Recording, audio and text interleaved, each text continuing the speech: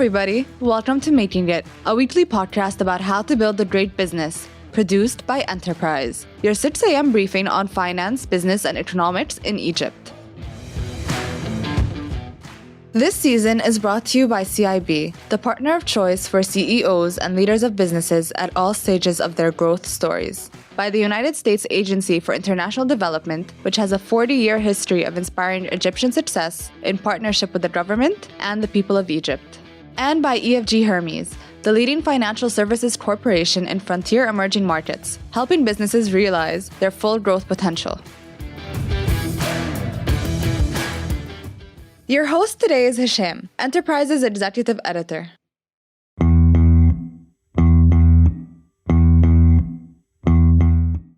So at this point, if you haven't heard the story of Azza Fahmy, then you probably need to crawl back under the rock you've been in for 30 years.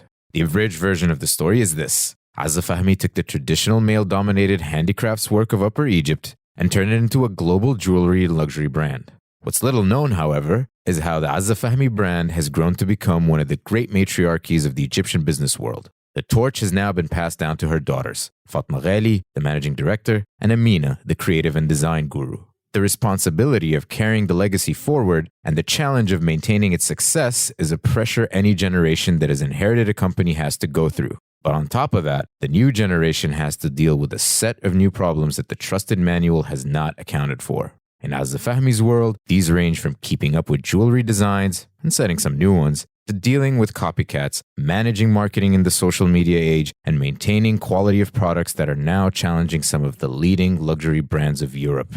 Here to tell us about the balancing of the old and the new, and the challenges of taking a brand forward without compromising the founder's vision, is Fatma Ghali.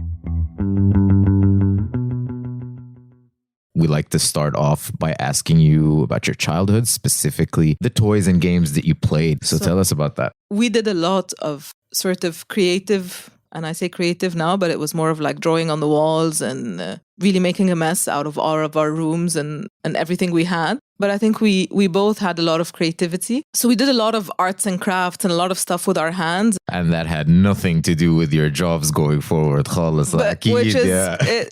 to say it's crazy, but obviously the seed gets planted at that stage. Also, I sort of grew up because my mother was working, my aunt was working. I'm very close to my aunt. My father was working. So a lot of the time we spent with them at work. So I'd go to the workshop, Amina, my sister and I, and we'd bead necklaces or we'd sort out the stones. So we did a lot of little jobs, but they were all very sort of with our hands. Right. And I think that definitely impacted where we both are today. No, I was just going to ask you about how did your involvement with the business start? And I guess very, very early on. Very early on. I officially started in 2000, but I've sort of started since I was a little kid. So you grew up with it? Exactly. I mean, we grew up, we would help our mom, we'd go to exhibitions, we'd sort of put the price tags, help in the selling. In the summers, we'd go to our workshop. We really grew up with it. Even today, our Did you fall in love with the business early on, because of that? Because it was just, you were doing so many things as a kid. It's almost as if I never thought about it. It's like family. You're in love with family without even thinking about it. They're there. And that's how the business is. It's like I grew up in it. And my mom at a certain point said, you can do whatever you want. At some point in time, I thought I'll be an architect. My father's an architect. I loved architecture. But I naturally fell into the business. And it came naturally to me. I think it obviously has something to do with growing up in it. But then I always saw what Amina and I could add to it. So we saw how it could be different for us. Right. So to those who don't know, Fatma is the CEO and Amina leads design. She's our creative director. So of Azza Fahmy. The both of you were saying growing up, the creative side and playing around that kind of helped your involvement. So who was it that drew the straw to be the CEO who was it that continued to have fun and design and how did that happen? I got the short end of the... Yeah. No, but growing up, I thought I'd be the one on the creative side of things. So I actually finished school and I went to college and I studied art, history and painting. So I did my bachelor's in oil painting, thinking that I would join the sort of the design side of things. But when I was at school, I joined the company in the marketing and sales department. And something in that pulled me very much. And I just naturally started developing in the management side of things, even though I was studying art. But then what I realized when sort of a few years down the road, that there is a lot of creativity in management. Right. especially in a brand like ours. It's all about creativity. So creativity is at the core of, and it's one of our values. It's how do you do everything creatively. You were talking about how you got involved through the marketing side of things. And honestly, that's one of the big successes of the Azza Fahmy brand is marketing strategy, how you took something traditionally Egyptian and made it a successful brand abroad. Can you walk us through that? We actually heard that you had spearheaded this. Yes, but I spearheaded it because for me, it was the natural progression to where we were. I saw how much potential was there, and I realized that we have something to offer. And we don't necessarily need to offer it just to our Egyptian market. We need to go beyond that, and not even to the regional market, which my mother had already been quite well established in, but even taking it beyond that. And for us, it's also a message, it's saying, it's these, what they call soft powers. It's sort of saying that, no, Egypt has a lot more to export.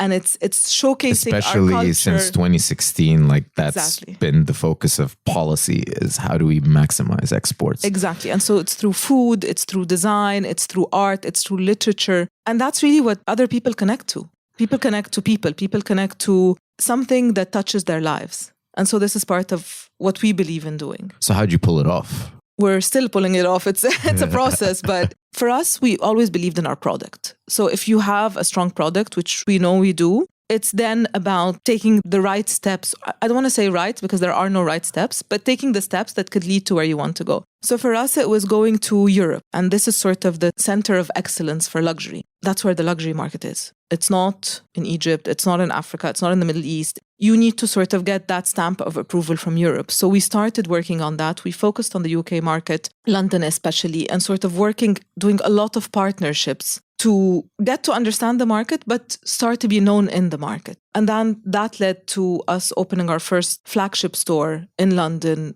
2 years ago in Mayfair. We've worked 10 years before that for that step to happen. We want to ask, we kind of want to lift the hood off the car a bit and look at, the nuts and bolts of the operation. So walk us through your business model. Everything from how you produce, how you built up this economy of scale, all the way to putting it on display. There are two ways about this. So first of all, I think we're quite clear on our vision and our strategy, right? Especially as partners and as a management team. I mean, we have a very strong team and we honestly would not have been here today without our team. So that vision is very clear to all of us where we want to go. So let's start with building a great team. Definitely. And for me, that was one of the priorities when I came into the business because I realized my mother was still doing everything herself. And that's a waste of a resource. She's our designer. If she's involved in marketing and in finance and in sales, then we're losing the most valuable asset. Especially when the company's growing. At some point, delegation is key. Exactly. So for me, it started with just focusing on making her just design. But that ended up by us creating a team, creating a structure, creating sort of an institution that can run and that's not dependent on one person. Right. So that's one direction. I think the other thing is if I take you through the operations, like you're saying, for us, it starts with a design concept. So it's a 2-year process for us to launch a collection. And I think following a collection is a nice way to get exposed to the whole business. So the design team comes and says, okay, this is the theme. This is what we're doing. This is the theme. But that's a collection that's launching in 2 years. And then the process starts of the marketing being involved, where they develop a marketing brief, the sales team being involved, telling design what they're looking for, and the process of developing the design, the prototyping, and going to production all the way to the launch. The most important thing to take in mind is knowing our markets and knowing who we're selling to, where we're selling what. Right. Because as the markets develop, they have very different tastes. Our Dubai client is not exactly the same like our London client, not like our Cairo client. There's a lot of overlap. So they share the same values, but each one is looking for something different. So are you seeing growth on a regional level, on a global level? Where is growth coming from? Our fastest growing channel is online. Right. It's still quite small, but in terms of growth percentages, that's the fastest growth we're seeing. And that's also where we're really focused in terms of investment. Right. In pushing that further. We're seeing a lot of growth in the region, in the Middle East, and we're seeing a lot of growth in London. We're also seeing growth in our local market, but each one is growing differently, in a different price point, with a different sort of client mix. So each one is very interesting to look at separately. Right. What are the obstacles you feel that are facing Azza Fahmy? The biggest obstacle it is nowadays, it's with our vision of creating this international luxury design house, is what we call country of origin. So if you think of it, when you think of tech startups, if you want to be the next Facebook, you will probably come from Silicon Valley. If you think of amazing cars, they come from Germany. If you think of luxury, well, for the last 400 to 500 years, it hasn't really moved from Paris and Milan.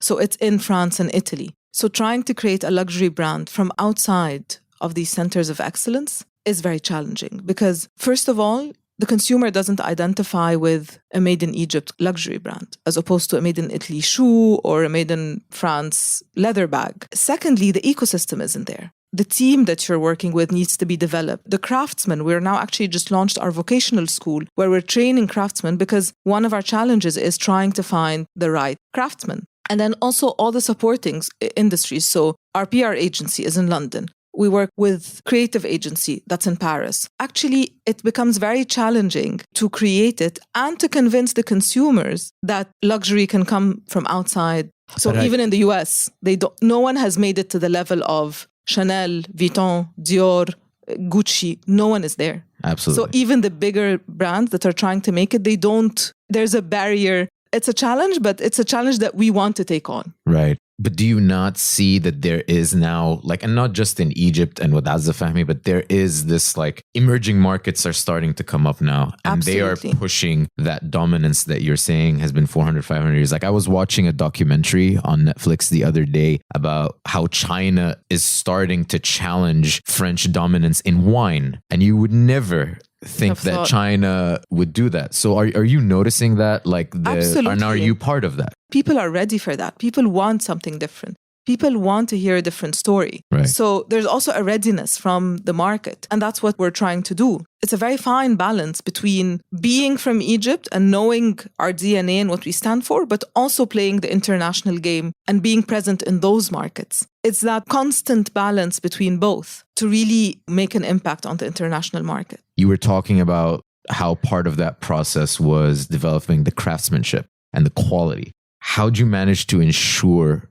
the quality of the product now that you're a global brand? It's a long process. So the quality of the product is, first of all, it's from a design perspective, we have a very strong team, not just our creative director and our chief designer, but we also have a very strong team internally and externally. So we work with a lot of trend forecasters, we work with stylists. We want to make sure that from a design perspective, our product is of top quality. So that's on the design side. And then if we go into the manufacturing side, there's a very rigorous process of quality control. So it starts at material preparation, the product gets checked, it gets checked again when it's in semi-finished stage, and it gets checked again at the last stages. And then another thing we do is we assess quality post once it's in retail.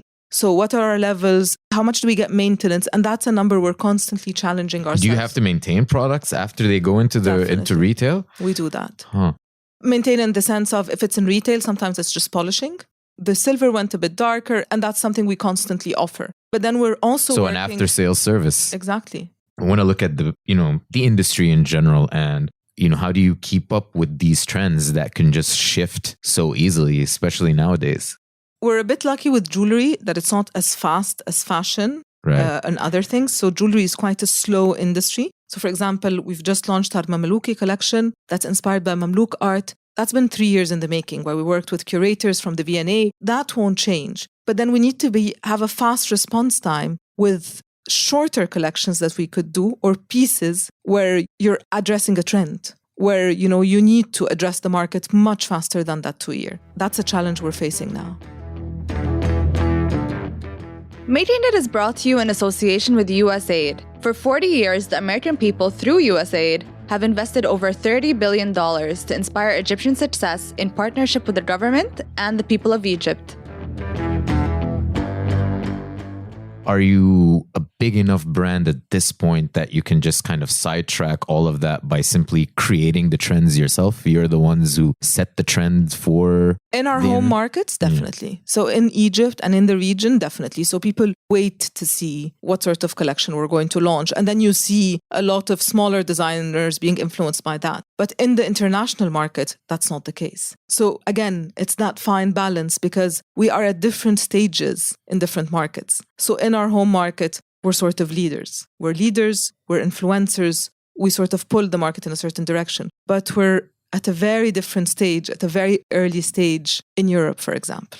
Right. You guys are working towards that. Definitely. And that's what makes it fun, is that you're not stagnant. Right. You know, where are you challenged. looking at outside of London, out of curiosity? That's a $1 million question. So now we're studying where our next step. Definitely it's more London. Right. So we're still at the very early stages. So it's expanding further into London and into the UK and really sort of leaving that mark in the UK market. But then we're also thinking, so what next? Right. So that's what we're debating now. It's probably going to be another location in Europe. So Paris, for example, or New York. So it's between Paris and New York, and that's sort of the debate. And we also believe a lot in partnerships and collaborations. And that's another way where we really change and Who have you been collaborating with? I mean, we've done a lot of collaborations. We've done fashion collaborations. So we've collaborated with Julien, MacDonald, Mathew, Williamson, and Preen. So that's on the fashion side of things. We've also done some cultural collaborations where we've collaborated with the British Museum, created 2 special collections for them for exhibitions they've had. That was amazing because then our designers get access to the archives of the British Museum to create a collection for it. That sounds like a lot of fun. It's amazing. It's amazing. But this, can you imagine how you push your design boundaries by this? Working with someone in fashion, that's completely where you need to create something that appears on the catwalk, but then creating something for a museum. Anthropologically significant. Yeah. Exactly. And one of our most interesting collaborations was with Carm Solar and Carm Build, where we've actually worked on designing their headquarters and their new solar panels. Okay. Which was very interesting. So you're moving into like corporate office design as well? We're moving into, because when your edge is design and branding, it does not need to stay a jewelry. Interesting. Let's talk further about that because the potential is endless. We're playing with a few ideas at the moment. Can you share a few? Not yet. No, not yet. All right. But you're going to hopefully see them soon because we're in December. We kickstart our 50th anniversary, which we're celebrating the whole of next year. Thank you. Wow. So next year, all is going to be our 50th anniversary celebration. And part of that celebration, we're looking at launching different products in celebration of the 50th. Again, in partnerships with others, but that have the design ethos of Azza Fahmy. Excellent. I want to get a sense of who do you feel is a competitor for you? In terms of competition, if I put my design hat on and as a brand and its values, we don't really think of competitors because we believe we're doing something that's very special, that's very unique, and we're sort of on our way doing it regardless of what's happening a bit. But if I put my marketing and sales hat on and you're really trying to do a competitor analysis, today competition, for example, in our London shop, is really everyone in the luxury market. Because if you're walking down the Burlington Arcade, where we are in Mayfair, you can buy a bag, you can buy sunglasses from Chanel, you can buy a watch from Bell & Ross, or you can come buy Azza Fahmy piece. So realistically, I'm competing with everyone there. So I want to talk now about a more insidious side of competition, specifically counterfeiting, because that's a big one. That's a huge problem for, fashion, brands, Absolutely. All of that. Has that been a problem for you guys and how have you been addressing it? So it's twofold. We think it's a problem because we would like to protect our customers. So we don't think someone that's buying a fake Azza Fahmy is necessarily our customer, but we don't want our customers to be bothered by the fake sort of products out there. Of course, in places like Europe, the intellectual property rights has become so advanced that you can go to jail if you're caught with a fake Vuitton bag, for example. You know what I mean? In Egypt, we're still sort of a few steps behind. But what we do, we take that sort of protection very seriously. So we register all our products. So any product that comes out from Azza Fahmy is protected and patented, trademarked. So actually recently, just a few months ago, we won 2 cases against 2 establishments that copy our stuff. Essentially, it's not about closing down every single one of them, but it's making people aware that this is something that we take very seriously and we are protecting. And what ends up happening is people shy away from doing it so, because it got to the point where people would actually take pictures off of our Instagram and our website and use it on their accounts. Digitally, it's much better protected. So we work closely with Facebook. So whenever any page comes up that uses our assets, that automatically gets shut down. But then they keep popping up all the time. But it's something that we're focusing on. It's kind of like whack-a-mole. Exactly. Right. Exactly. But it's something that we're working on very strongly. And we have a huge campaign coming up next year for protection. I sit on the board of a design and Egyptian Fashion and Design Council. And the idea is to really strengthen the ecosystem. And part of what we're doing is we're educating people as a council on copywriting, on intellectual property, on the value of design, and on innovation, because you need to innovate. I mean, that's the only way you will really take a step forward. It was a sad, funny story, but one of these copycats attended one of our exhibitions and she went to my mother and she's like, Madame Azza, your designs are becoming so complicated and so difficult. We can't imitate them as easily anymore. And she was telling her that. Can you imagine?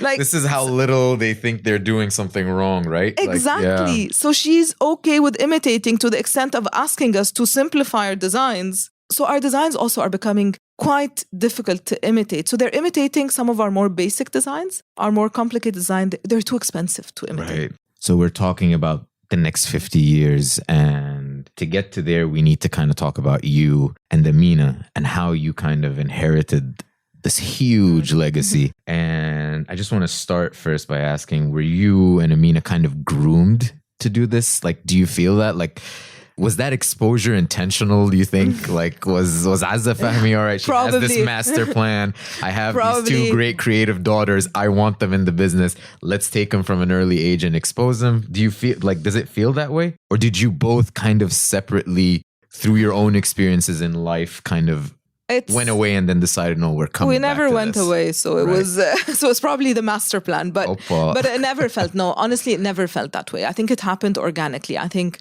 being a working mom, she had to take us with her. She couldn't leave us sometimes. So we were exposed, whether she liked it or we liked it or not, we were there. And as I told you, my path started very organically, where I was in art school and I said, I have a lot of time on my hands. I'd like to do something. And so I joined and then I never left. For Amina, if she was here, she was actually answering that question recently. And for her, she decided to go to Italy because she finished school early and she was supposed to go to the UK, but they wouldn't take her under 18. So she had a year off and she decided to go to Italy to study jewelry. And she says she went to school the first day. She started working on her first ring and she called my mother and she's like, this is what I want to do. And so for Amina, it was a very clear aha moment. Right. For me, I was sort of very organically found myself in that position. Right. Maybe she was grooming you. Exactly. Part of what you find in succession stories is that the ones that don't work are the ones where, the parents kind of forced the kid into it. What advice would you give a company founder who kind of has this dream that I want my kids to pick up where I left off? I'd say giving them room to be themselves in the business. And I think this is something my mother did very well, where she allowed me the space to be myself in a lot of cases. And that meant also doing mistakes and costly mistakes sometimes. But that was part of me finding my space. And I think that was very important. And it's something I sometimes see in other family businesses where the founder is sort of, there's that enforcement, but there's also very much, you need to do it my way, which is never the case because each generation... And it will never work. Exactly. Every time is different. Every era is different. So how about like someone in your position? That must have been tough trying to get out of your mother's shadow. It's a long shadow. Definitely. How do you get out of it? For me, that took time. Today, I sit here and I'm much more confident in who I am and in what I believe in. But that was a long process. And it goes through ups and downs and it goes through sort of lows where you're not sure who you are, where you doubt yourself. And it is a constant tension between both generations. And it's only natural.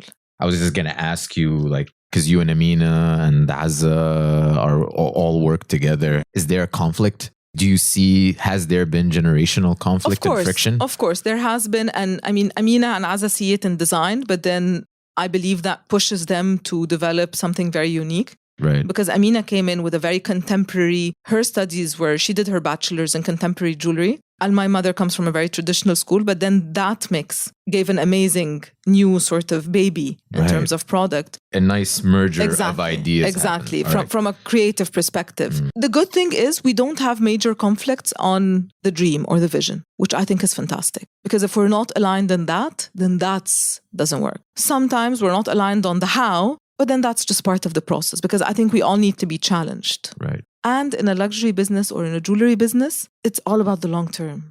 So it's not about someone wanting to get the benefit today. It's about that. It's a marathon. So again, that's why a lot of luxury businesses are family businesses because it's a marathon. They're generations after generations. You have brands that have been there for 300 years. You mentioned wine. There are some of the big winemakers are 13 generations and 16 generations. Is that where you see this happening? Like this is going to go down through the family? Hopefully. Yeah. It's what I'd hope for. But then again, if... That'll depend on the kids. Exactly. Obviously. And if that's not the case, then we need to figure out a way where it lives beyond the family. Right. And there are models and there are a lot of companies that have succeeded in that. So it's just figuring out And will it always be matrilineal? Like, not sure. I have a daughter, so... Right, so you lucked out. Yeah. But what if, there's a generation of all boys? Fantastic. It's a male-dominant industry anyway. Really? Yes, actually my mother was sort of broke that barrier. It's a very male-dominant industry. It's very uncommon for a woman to be a jeweler. And yeah, I heard about that. And I actually wanted to ask you this. Now that, she's kind of broken the barrier, but it's still male dominated. So you and Amina are dealing with similar challenges? I've never felt challenged being a woman. I get asked that questions in different ways, but I've never felt challenged being a woman. I have challenges as a business, but I think if I was a man, I would have had the same challenges. Right. Now, with having a family and a daughter and all, I have the sort of life balance, work-life balance. But I've never walked into a meeting feeling, oh my God, I'm at a disadvantage because I'm a woman. That could have come from my mother. I mean, she's a very strong woman. Can someone who isn't part of the family that's working with Azza Fahmy aspire to one day lead Azza Fahmy? Absolutely. It's my dream because I don't want to lead forever. Right. It's not actually a dream. It's my vision for the next 3 to 5 years. To groom someone to lead from the organization today. Right. How do you deal with the pressure of having that legacy? I don't always deal very well, but again, there are cycles and there are waves. Sometimes I have the strength and sometimes there's a burnout. I think along the way also you learn that there are tools. So I meditate a lot, I work out, I take time off. But even sometimes all these things are not enough. Do you feel a unique pressure because of this legacy? Yes. Or is it just, regular CEO burden? I definitely feel the legacy burden. It's a responsibility. And that responsibility, I can never let go of. I don't know how to live without feeling of that responsibility of the legacy. What's next for Azza Fahmy? Growth in geographically and growth in expanding beyond jewelry. These are the sort of 2 parameters. What company do you admire? Gucci. Why? Gucci has been the fastest growing luxury brand in the last 3-4 years. They're challenging themselves to make it as the biggest luxury brand. So Louis Vuitton is the biggest luxury brand, but Gucci is almost there. But it's the turnaround in Gucci that fascinates me. And it's the combination of their CEO, Marco Bizzarri, and their creative director, Alessandro Micheli. When they came together, how they revolutionized the brand. From the design side, where do you guys draw your inspiration? From everything. Everything. Like I was telling you, our latest collection is inspired by Mamluk architecture, which is sort of the renaissance of Islamic art. We've also been inspired by poetry. We've been inspired by Kulthum. We've been inspired by African body paint. So not just Egyptian. Absolutely not. Victorian jewelry, Ottoman jewelry. It's really global cultures and heritage. So anything inspires my mother and my sister. They look at the rug, and my sister made a collection that was inspired by Persian rugs once. Oh, wow. If you were to pitch your company to an investor, I'm an investor and I'm sitting here, why would I invest in Azza Fahmy? If you believe in this dream and believe in where we're going and know that we're going to go there, then this is why I think you should invest in our company. We hope you enjoyed this week's episode. If you want to comment or maybe suggest a guest, send us an email at makingit@enterprise.press. That's makingit@enterprise.press. Making It is produced by Enterprise, your morning briefing on business, finance, and economics in Egypt. Subscribe today for free at enterprise.press. Did you like today's episode? Subscribe on Apple Podcast, Google Podcast, or wherever else you get your shows. Did you love today's episode? Like us or give us a 5-star rating and a review to help others discover us. Next week's episode will be out on Friday at 8 a.m. This season is brought to you by CIB, USAID, and EFG Hermes. And that's how we're making it.